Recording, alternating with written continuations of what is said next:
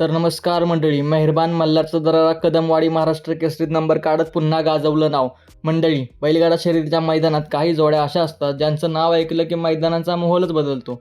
आणि आज अशीच एक जोडी पुन्हा चर्चेत आली आहे, मेहरबान आणि मल्हार. आज झालेल्या कदमवाडी महाराष्ट्र केसरीच्या मैदानात या जोडीने नंबर काढत आपली ताकद पुन्हा एकदा दाखवून दिली आहे. पण मंडळी, आजचा हा नंबर फक्त एक मैदानाचा विजय म्हणून बघायचा नाही, कारण या जोडीच्या मागे आहे मेहनत, कुटुंबाचा पाठिंबा आणि मैदानात टिकून राहण्यासाठी केलेली सातत्याची तयारी. मेहरबानच्या मालकीन आहेत ओमेगा दीपक शेठ. आणि विशेष म्हणजे एका महिलेने बैलगाडा क्षेत्र उतरून हा नाद पुढे नेणं ही स्वतःमध्ये कौतुकाची गोष्ट आहे.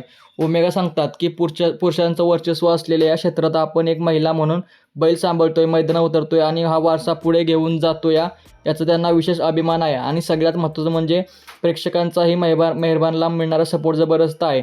मैदान कितीही मोठं असो, गर्दी किती असो, मेहरबान मैदान उतरला की चाहत्यांची नजर त्याच्यावरच असते.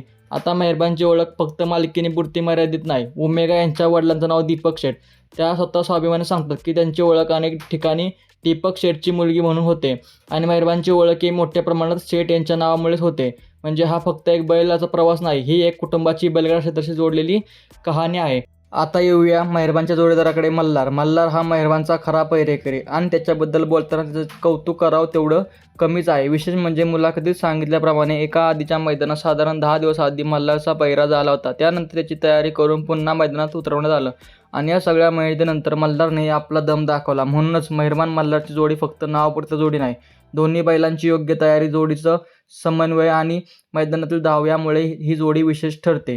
आणि मंडळी, या सगळ्या प्रवासात कुटुंबाचा पाठिंबा किती महत्त्वाचा आहे हेही दिसतं.